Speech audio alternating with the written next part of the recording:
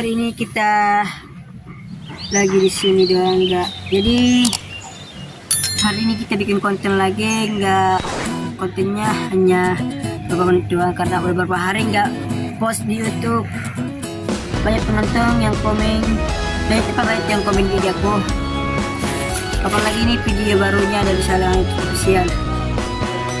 Hari ini kita konten sini pondok ini. Hari ini kita bikin pondok di sini karena ya itu doang. Sebenarnya aku pulang di rumah ini kan pastilah bikin konten di kota atau kan bagian desa. Jadi hari ini kita bikin konten di sini. Mungkin ada banget susah banget kita laku-lakuin segintinya. Jadi hari ini ya hari yang membosankan banget buat gue. Mungkin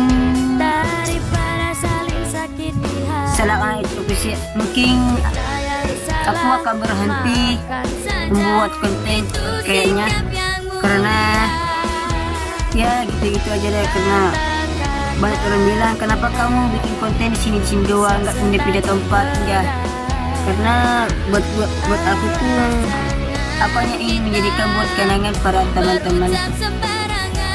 Kita hanya membuat kenangan-kenangan terindah. Di saat nanti kita akan meninggalkan tempat ini, kita akan meninggalkan semua pemandangan-pemandangan yang luar biasa, banyak kenangan-kenangan yang dulu. Mungkin ini akan menjadi memori buat kalian.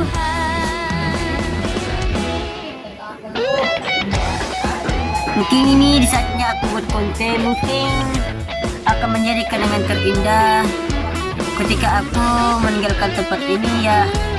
Mungkin kita akan meninggalkannya semua ya. Mungkin kita akan meninggalkan dunia, apakah yang lain-lain itu kan tergantung dari Allah Subhanahu wa Ta'ala ya. Pasti kalau aku ketika aku pengen itu bikin konten, satu-satunya itu pasti ya mengucapkan assalamualaikum dulu dah. Tapi banyak yang bilang mengatakan kenapa kamu ketika bikin konten itu enggak maafnya dan mengeluarkan salam itu kan arti salam anak itu official kan nih. Aku jelasin ya sebenarnya kenapa salam anak itu official itu bisa didirikan gara-gara apa. Nah begini,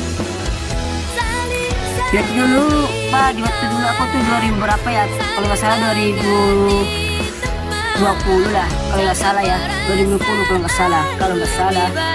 Di situ aku kan nggak tahu nih main HP dulu. Nah teman-teman aku kan baik main HP nih. Nggak lama kemudian aku dibelikan HP sama orang tua. Terus itu aku geser-geser di YouTube, nonton di YouTube itu. Aku melihat salah satu YouTuber terkenal dan cantik banget. Namanya Naisa Alifa Yusira. Nih nanti ada fotonya di sini. Namanya Naisa Alifa Yusira. Iya benar. Dia adalah salah satu konten kreator dan YouTuber tercantik dan YouTuber gaming. Nah, aku tertarik dengan dia karena bukan tertarik dengan mukanya cantiknya ya. Tetapi aku tertarik gara-gara dia bikin konten terus. Aku selalu nonton kontennya mulai dari pertama sampai saat ini. Aku terus mencari kontennya, tapi nggak pernah dia di post ya di YouTube, karena dia kan pernah bilang di YouTube karena bahwa dia akan berhenti buat konten dan kapan-kapan lagi kita akan buat konten bersama. Nah, aku pernah lihat semua konten-kontennya, selalu aku lihat di IG, di TikTok, semuanya itu aku pernah lihat akun-akunnya Naisa. Jadi aku lihat semua bahwa kalau ingin menjadi orang sukses itu harus perlu perjalanan yang sangat luar biasa, itu harus perlu banyak rintangan-rintangan yang harus kita lewati. Nah, aku di situ melihat terus konten-konten Naisa, dia lagi di prank, lagi di apa-ngapain. Aku tetap nonton dan aku sering komen-komen di kontennya. Nah, tidak lama kemudian banyak yang bilang kepada aku, kalau kamu ingin menjadi orang sukses itu, yang pertama kau harus begini juga. Nah, pertama kali aku bikin konten itu, kalau nggak salah tuh di mengantar barang ke Bonto Nyeleng, ya nggak salah di Bangkeng Bukit. Yang kedua itu terakhir itu aku buat konten di sekolah aku di SMP 9 Bulukumba. Aku pernah buat konten di situ setelah aku buat konten di situ, nah disitulah nama aku makin naik nih, makin banyak yang tahu bahwa ada salah satu YouTuber dari kelas 1 kelas 7 deh. Aku dulu tuh di kelas 7 deh. Dulu aku di kelas 7 deh. Nah, aku kelas 7 deh itu setiap pulang sekolah tuh kan pastilah teman-teman aku pulang duluan kan. Nah, setiap teman-teman aku pulang duluan, aku tuh sering bikin konten sembunyi-sembunyi di kelas. Kenapa? Karena nggak mau ada yang tahu bahwa aku bikin konten di kelas. Nah, setelah itu aku bikin konten di kelas. Lama-lama kemudian aku tuh dicurigai salah satu siswa kelas 8. Salah satu perempuan, ada 5 orang. Dia kan nggak pulang nih. Aku kan kalau setuju kan cepat pulang banget nih. Kalau kelas 8 kan nggak, kelas 9 nggak belum cepat pulang. Nah, aku dicurigai kan ada salah satu ini perempuan 5 orang nah ya. 5 orang perempuan. Dia mengintip aku buat konten di kelas. Tidak lama pun dia rekam aku dari belakang, tapi aku nggak mengetahuinya. Belum sadar banget kan bahwa aku di video dari belakang. Aku tuh dulu tuh buat konten itu kan sembunyi-sembunyi banget ya. Aku tuh buat konten sembunyi-sembunyi. Dalam kemudian 2 hari kemudian, nah ada di pemberitahuan bahwa ada yang bikin video di kelas. Nah, setelah itu kan hari Senin kan, hari Jumat gua bikin konten kalau salah ya, hari Jumat. Jadi 2 hari itu 1 minggu kan libur. Jadi pas hari Senin aku dipanggil sama bapak kepala sekolah. Nah, pada saat hari Senin upacara. Setelah itu sementara upacara kan, dan sementara dia menyampaikan kata-kata buat siswanya ya, untuk terbaik buat dia. Tidak lama kemudian dia panggil aku naik ke atas. Nah, tiba-tiba aku langsung kaget dan ya nggak diam doang, karena kok tiba-tiba aku langsung dipanggil ya sama bapak kepala sekolah. Padahal aku nggak punya masalah, aku nggak punya ngapain-ngapain, aku nggak pernah mukul-mukul orang. Tapi lama-lama kemudian aku dipanggil di atas dan berdiri di hadapannya, bahwa ada salah satu, kenapa aku memanggil kamu ke sini, karena ada suatu video yang membuat saya bangga kepada kamu. Nah, saya heran kenapa sih ada video bangga buat aku. Nah, tidak lama kemudian bapak sekolah itu mengatakan kepada saya bangga sama kamu karena semangatmu tidak pernah putus asa. Jadi setelah itu aku dipanggil dan aku diberikan mic kepada bapak sekolah.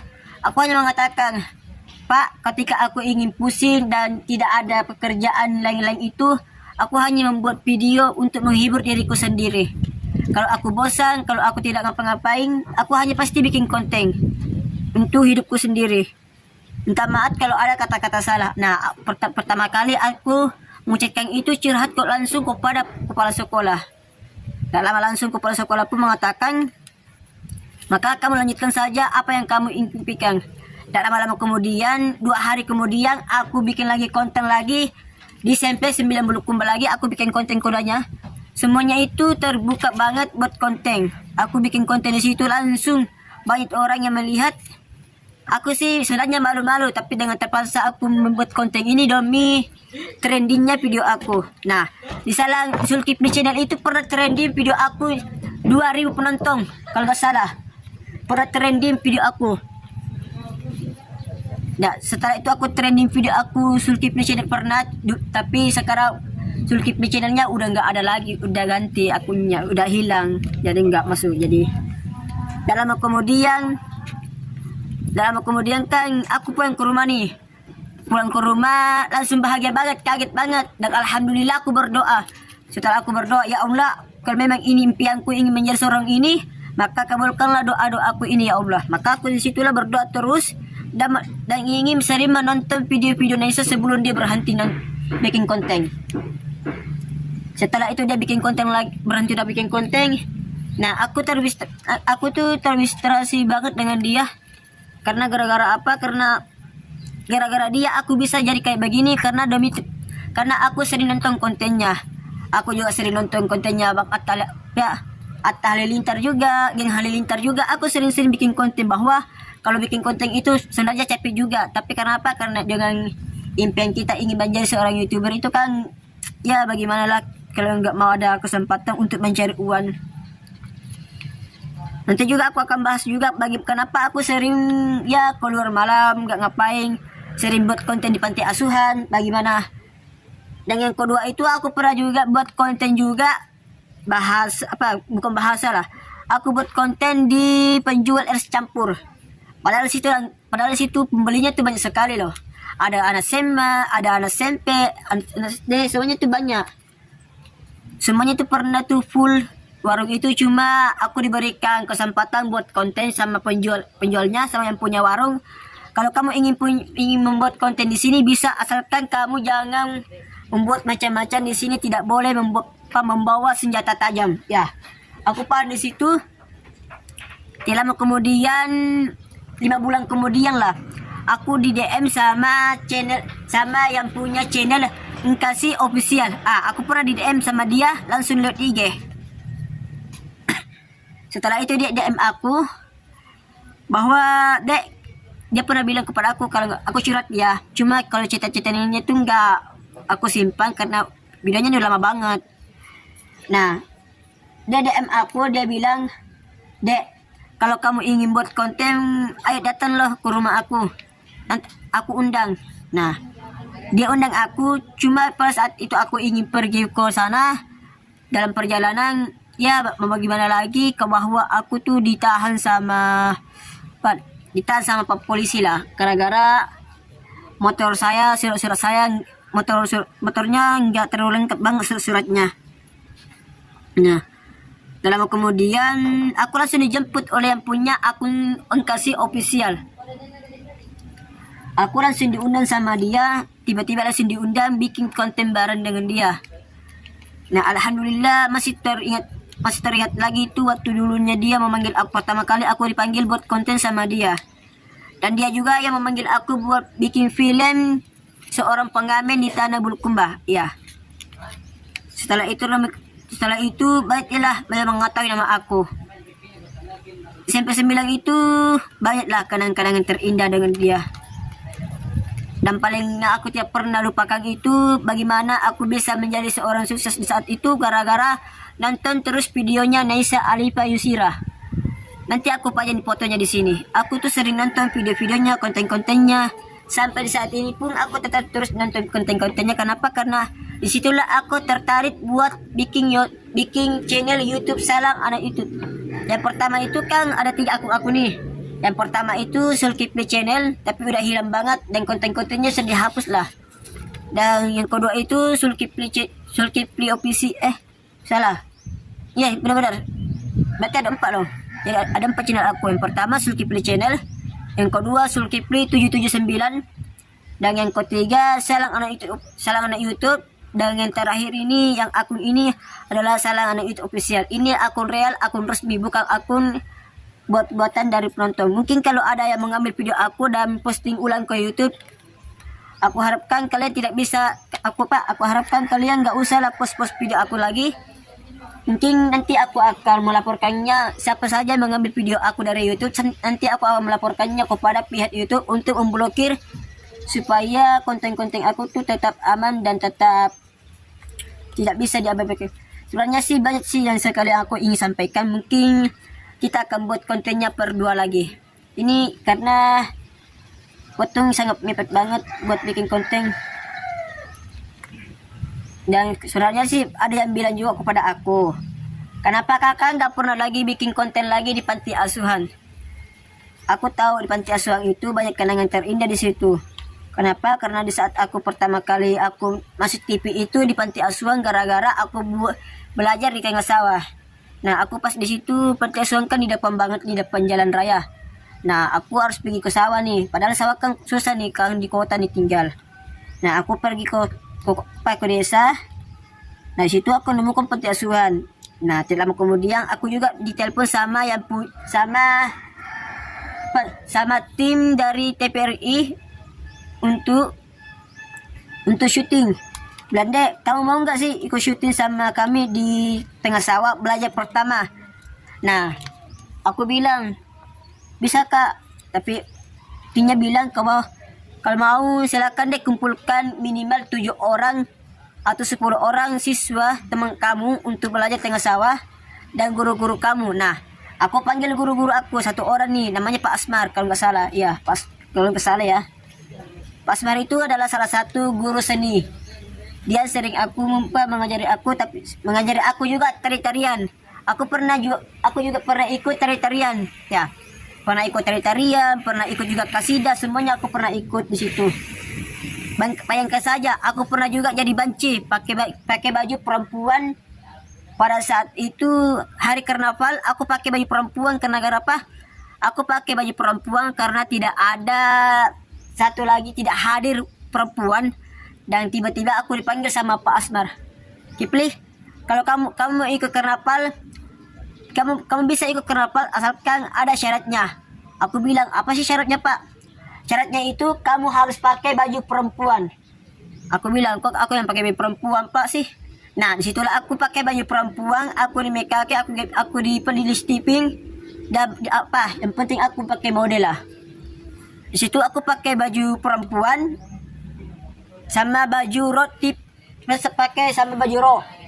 Nah, di situ aku foto-foto sama orang. Banyak yang bilang, ini laki-laki atau perempuan?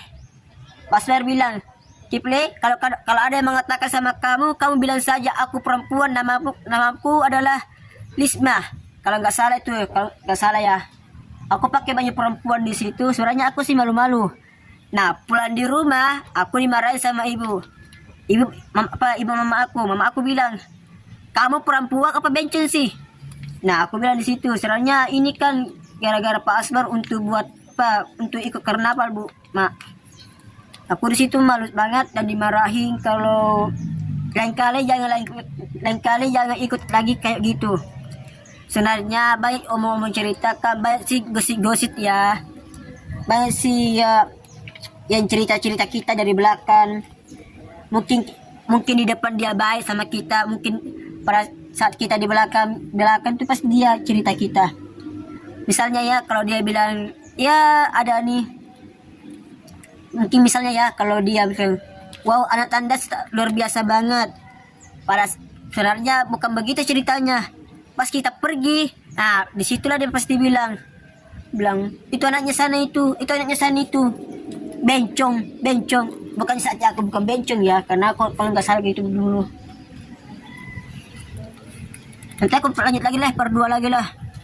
Kalau buat ini, nanti aku per 2 bagaimana perjalanan salah anak YouTube official. Nanti aku lanjut lagi per 2. Bye.